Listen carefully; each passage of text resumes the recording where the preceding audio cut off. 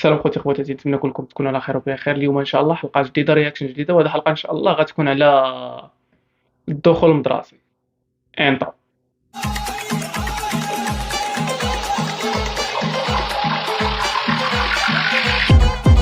نبداو على بركه الله. حنا كل عام غنبقاو نهضروا على المقررات ديال المثليه وديال. شوف الصوره ديال الدرس ديالي اللي غيقراو وليداتنا هاد العام، شوف التصويره كي دايره وشوف الدرس كيقول.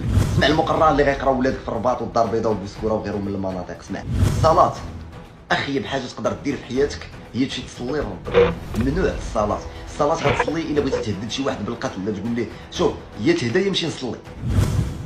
الحشيش ما كيأثرش على العقل، وان هضره خاويه، وغادي تمشيو وغادي تعرفوا بان الاستاذ يقرا لكم درس بان فيه الحشيش هضره خاويه، لانه الا كان تاثر على العقل راه ما تاثرش على العقل. وهذه الفضيحه الكبيره في مقرر غيقرا ولاد ابتدائي السنه الثانيه ابتدائي شو بصح هادشي كاين اخوتي؟ بصح شي مقرر خرج بحال هكذا ولا؟ بان الله سبحانه وتعالى استغفر الله العظيم غير عادي في توزيع الرزق ديالو. اش غيقراو وليداتنا هذا العام؟ وليداتي زواج رجل برجل امر عادي، كذلك زواج المراه بالمراه امر عادي جدا. اما داك القيم الدينيه والاخلاقيه اللي كيقروا لكم والديكم وجدودكم في الدار ديال ما يمكن المراه الا تكون للرجل وما يمكن الرجل الا يكون المراه، هضره خاويه وليداتي وما كتقولهاش الطبيعه. وانا الدور ديالي هنا كاستاذ والدور ديالكم كتلاميذ. كيطنز. الا كاينه شي بنيته مع شي بنيته كيبغيو بعضياتهم في هذا القسم، نوقفوا جنب هذه العلاقه ونطوروها. كذلك اولاد، الا كاين شي وليد كيبغي شي وليد، الدور ديالنا نساندوهم ونقويوهم ونشوفوا هذه العلاقه فين غادي توصل. راه ما يمكنش وليداتي واحد المراه ما كتبغيش واحد الراجل نجوجوهم بزاز، ولا شي راجل ما كيبغيش شي مراه نجوجوهم بزاز. وصلنا لزمان التحرر ونديروا داكشي اللي بغينا، وهادشي كامل في مقرر ما كيسواش الا 10 ديال الدراهم. الراب باخا ولا غلا على مسكين. بصح بقاش انا ما مخبارش بان كيدور في المارشي بحال هاد الكتاب. ما غيشجعكش غير المثليه فقط، غتقول لي بلاتي اخي اسرع. راسو. هذا فين كيتباع؟ واش في المكاتب؟ حتى في لي كرون سيرفاس المراكز التجاريه الكبرى غتقول لي بلاتي وليتي كتعطى اسرع. هادشي راه هضرنا عليه في مواقع التواصل الاجتماعي وحاربنا وهضروا عليه قنوات دوليه وتم السحب ديالو من الاسواق. برافو الشريف، درتي مجهود جبار. ولكن واش نبقى ندير لك بان هذا المقرر هذا اللي هضرت لك عليه في الاول الفيديو فيدنا اشرف، فيدنا نعرف هذا المغرب شنو واقع فيه. ما الا كيساوي 1% من داكشي اللي غادي تسمع في الفيديو. البحث اللي درت هاد اليومين هادي، بحث في يومين، وقفت في مقرر واحد ولا جوج المقررات. وقفت العناوين ديال الدروس اللي غنعطيكم بالدليل في المقرر اللي غيقراو ولادك. شكون هما هاد ولادك؟ عندك اصحابك مول الباك ولا غيكون راشد وكيفهم.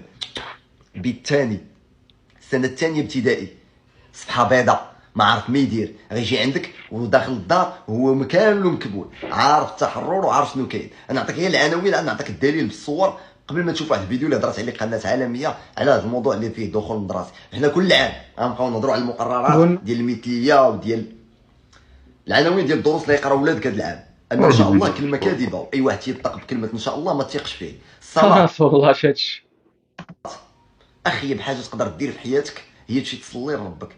ممنوع الصلاه غتصلي الا بغيتي تهدد شي واحد بالقتل ولا تقول ليه شوف يا تهدى يمشي نصلي. واش هادشي كاين في المقررات اخوتي؟ واقيلا راه حنا دزنا في الضوء واقيلا. الحشيش ما كيأثرش على العقل، وان هضره خاويه، وغادي تمشيو وغادي تعرفوا بان الاستاذ يقرا لكم درس بان فيه الحشيش هضره خاويه، لانه الا كان تاثر على العقل راه ما تاثرش على العقل. توزيع الرزق، وهذه الفضيحه الكبيره في مقرر غيقرا ولاد الابتدائي السنه الثانيه ابتدائي بان الله سبحانه وتعالى استغفر الله العظيم غير عادي في توزيع الرزق ديالو. سيدي الوزير فين هو من هادشي اللي غيقرا ولادنا هذا العام؟ الله اعلم. المصدر السي سير شوف هذا الفيديو اللي درت على القناه الدوليه واجي نعطيك المقررات بالصور شنو كيقولوا هذا العام هذا. لكن بعض هذه الكتب المصورة والأجنبية منها على وجه الخصوص باتت في دائرة الشك اليوم في المغرب، والسبب اتهامها بالترويج لأفكار لا تتماشى مع عادات وقيم المجتمع المغربي. فقبل يومين تقريبا أثار كتاب مدرسي فرنسي موجود في المكتبات المغربية غضبا في صفوف أولياء الأمور بدعوى أنه يتضمن مشاهد عن المثلية الجنسية. وهذه صورة من الكتاب الذي تدخلت السلطات لسحبه استجابة لمطالب المغاربة على مواقع التواصل الاجتماعي. الحمد لله مازال المغاربة اللي متشبتين بالإسلام على الأقل كيحاربوا على بد. الا جاو وليداتكم من المدرسه وقلتوا لهم اجيو تصليو حدانا وقالوا لكم نو بابا الصلاه للبؤساء فقط، اش بغيتي عندنا اش غنديروا بشي صلاه؟ هضروا، حيت ذاك الولد البنت الثاني راه دخلوا ليه درس سميتو الصلاه والماعز. اسمع المقرر اللي غيقراو ولادك في الرباط والدار البيضاء وبوسكوره وغيرهم من المناطق. اسمع هذه راه فريمون تخيلي ولدك يدخل عليك للدار وتقول له جي تصلي ويقول لك لا كدا. ديك الافكار ديال الله يحسن العوان، منظر في رياض الرجل. مؤسسه مولاها مغربي وتيقراو فيها المغاربه. اسمع اش غيقراو. اسمع سميت الماعز والصلاه. البطل ديال هذه القصه سميتو ناصر الدين، ها هو بالفرنسي. هو صوره من المقرر اللي يقراو ولادنا هذا العام. انا غنعطيه لك بالدارجه باش ما نعذبكش تمشي ترجم. لا بغيتي ترجم سكرينو وسير ترجم في هذيك اللي حطيت لك بالفرنسيه. ها هي بالدارجه، ها هي بالدارجه محطوطه عندكم الصوره.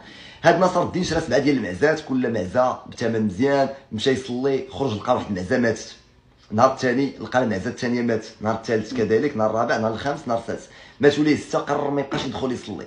ملي نهار قرر ما يدخلش يصلي، ديك المعزه كبرات ولات كتلعب ولات كتاكل وتطور الموجود ديالها بسبب انه ما دخلش يصلي. واحد النهار حط الشلاضه ديالو ويجيو تاكل منه ديك المعزه. اش غيقول لها؟ يقول لها شوفي المره الجايه تعاودي تاكلي ليا من الشلاضه ديالي غادي ندخل نصلي.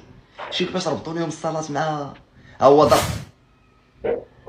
كيهدد المعزله الا دارت شي حاجه خايبه غيمشي يصلي، وان الصلاه هي السبب اللي قتلت ليه الماعز ديالو.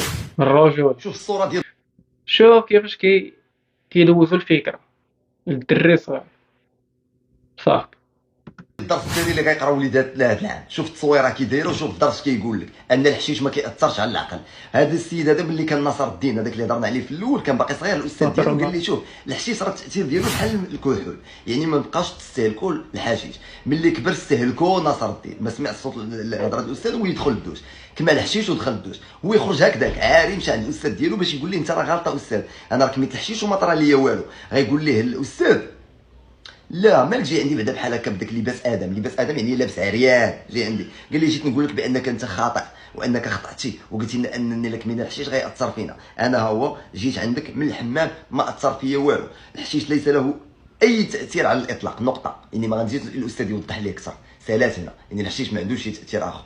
واسمع الدرس الثالث الفضيحه الاخرى ديال الرزق ديال الله سبحانه وتعالى.